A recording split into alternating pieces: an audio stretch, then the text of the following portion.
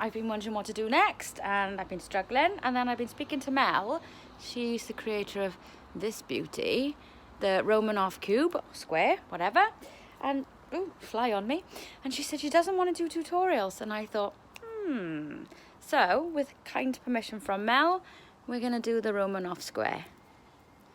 So let's do it. Right, I'm going to give you 2 sets of ring sizes. The first set are the ones that the original artists use, and then the second set will be the ones that I use. You can use either or. So Mel uses 20 AWG 18 inch, 1/8 of an inch. That would be a massive necklace for the bulk of the work, all the Byzantine work. Then she uses an 18 SWG 532 for the smaller ring that's in the corner. Then underneath that is a larger ring, and that's an 18 SWG 316. And then the middle ring there is a 16 SWG 716, the one that everything is attached to. She uses 6mm beads, which I also will use. You're going to want some wire, you're going to want some pliers, and that's what you want for that. I will now show you my ring sizes. Hardly any difference, to be honest. So again, for the main bulk of the work, mine are actually 1/8. They're 3.25mm 20 AWG. That's for all the Byzantine work. Again, we're using 6mm beads. Then we're using a 3.77mm 17 SWG for the larger ring in the corner. And then for the smaller ring in the corner, we're using a 4.85mm 18 SWG, which is your 316 in Imperial. And that's the smaller one that sits on top there, or on the bottom if you decide to wear it that way around. So those are my ring sizes. I got my 4 beads, I got some wire, I got my pliers, and that's it. I'm going to start off by showing you how to loop this wire through the beads so they can be held on.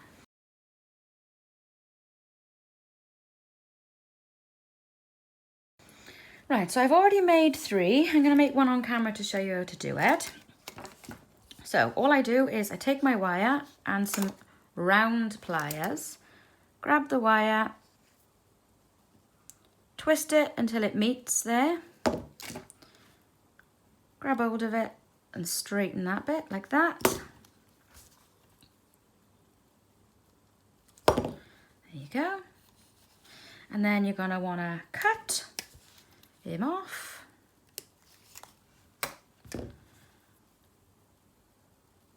Plonk the bead on, and then we're going to want to trim that so there is enough wire to fold round on the other side. Now I've already made 3 that I know are the right size.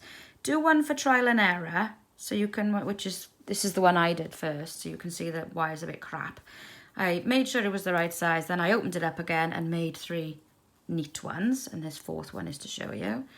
So I'm just going to make sure he's the same length. Hold him there like that. Trim him off. Whoopsie. Right, so I've got 4 now, they're the same size.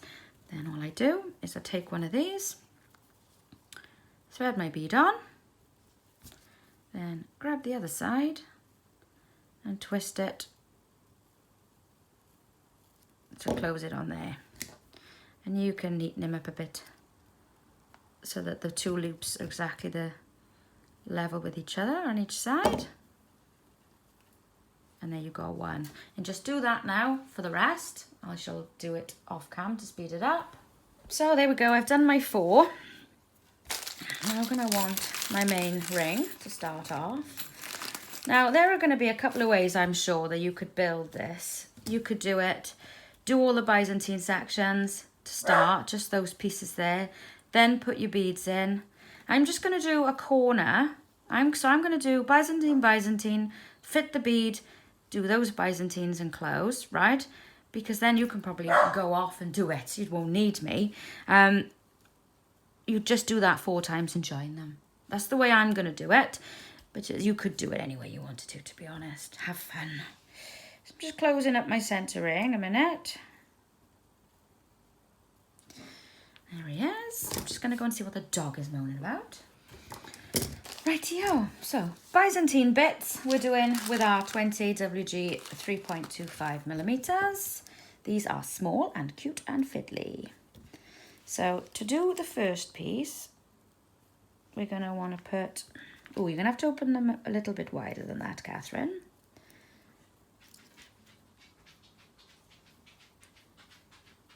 So we're going to put 3 in to start.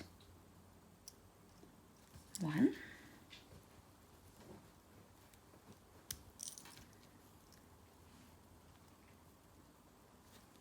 Oh, it's a shit ring, isn't it? I knew it was a wonky one before I started. I should have not done that. All right. There's 2. And we want another one.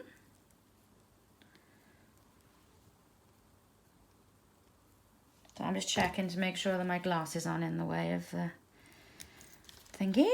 I'm destroying my focus. Right, so we've got our 3 in.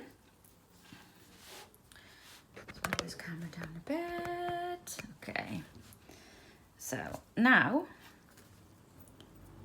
take those 3 and we want to put 2 rings in there. 1.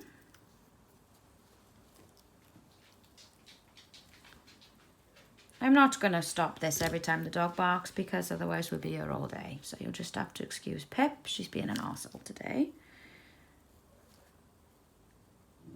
There she goes. Right, so there's 2 in there. Now we're going to want to... now we're going to want to do our... Oh, I'm going to kill her. So we're going to want to put another 2 through those last 2 we just added. There's 1.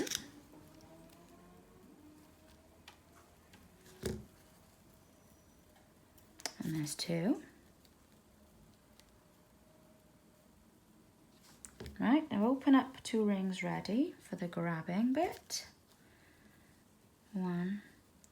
I'm going ahead assuming you've got a basic understanding of Byzantine at this point because I think it's quite a project to be tackling if you haven't got any knowledge of chainmail whatsoever. And Byzantine is like the one that everyone starts with. So what we do, we've got 3, 2, 2. So we're going to part those 2 rings like that and fold them. Then we separate those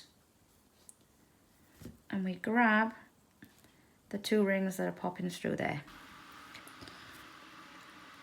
Right, so with that ring we've just put through there now, we also want to add one of our beads, okay? Okay, and then we want to double that ring up. So get another ring through the bead loop and then through those 2 rings like that. And our first bead is in. At the moment it looks like that, but what we're going to do now is we're going to make another Byzantine piece here, and he's then, oh, do you know what I've done? I'll leave this in the video to show you as a warning. Make sure I've crossed those rings over. So I went through there, but I went through that ring, which you don't want to do. So just make sure you're following exactly the same path. So going through there, and not coming back through the one you've just put in, like me, like a lemon. That's better. So those rings are now going to lie in that direction. He is then going to sit that way, like that. And there'll be another Byzantine piece now to hold the other side of that bead. So I'll just make another Byzantine section. All right, so I've just done another Byzantine section off cam. So I've done 3, then 2 into the 3, and then 2 into that 2, right? What we're going to do now is we're going to get ready to grab. So we're going to fold one that way and one that way, like that. I'm going to split those 2 apart and grab those through there. Then we're going to add on Mr. Bead. So make sure he's lying the right way. Yep. And add in there. And then double that ring up.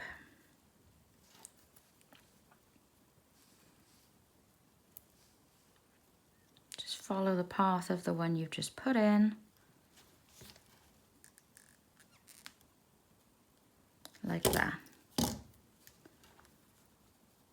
So now you're going to have, just make sure he's sitting right. It looks a confusing at first. You've got Byzantine, Byzantine. The two rings there then are holding him in place like that. That's what you want. What we do then is we build two Byzantine pieces out that way, and we secure it then with the larger size rings. And that is all it really is. So what we're doing now is we're gonna put a ring through those two there. And another one.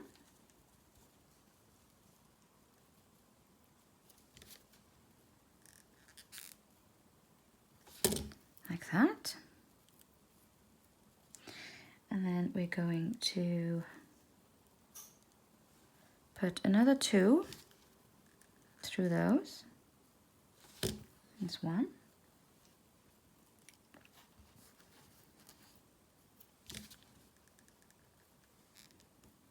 And there's two. And then when we do our folding over Byzantine bit, because we're doing this, so we've just put in those, we're actually going to put 3 in instead of 2, so the pattern matches up. Okay, so with this piece of Byzantine, fold, fold, open up, grab the 2 rings, oopsie, and there's one, and we're going to put 3 in where we've just put that 1, so there's 2, and 1 more in there, like that. So there's our 3. See? So he there now matches he there. Do the same on the other side. So on this side of the bead, we're going to want 2. 1.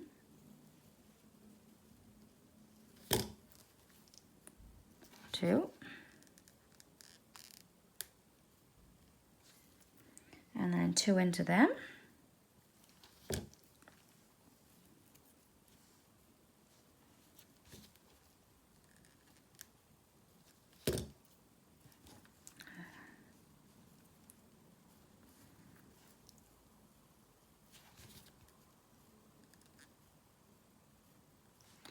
And then we want our 3.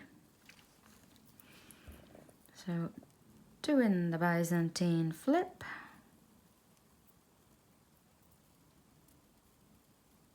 Sorry, I was just checking there that I hadn't done too many rings. Right, yeah, so back to there. Do the Byzantine flip. Open, open. There you go. There's 1.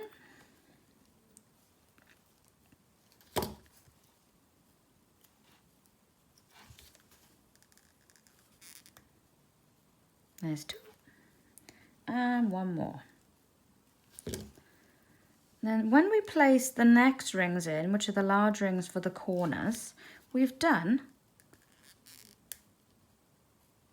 1/4, 1 corner. See, so this now folds around, excuse me, like that. And then we just place our corner rings in. So we're going to want 1 of the 18 SWG 4.85s and 1 of the 17 SWG 3.77s, or if you're using Mel sizes, there's these 2s for the corner here, 18 SWG 532s and 18 SWG 316s.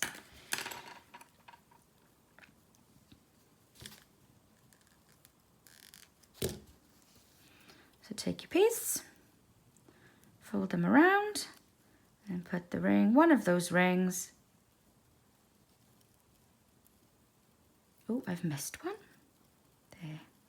Sneaky little sausage.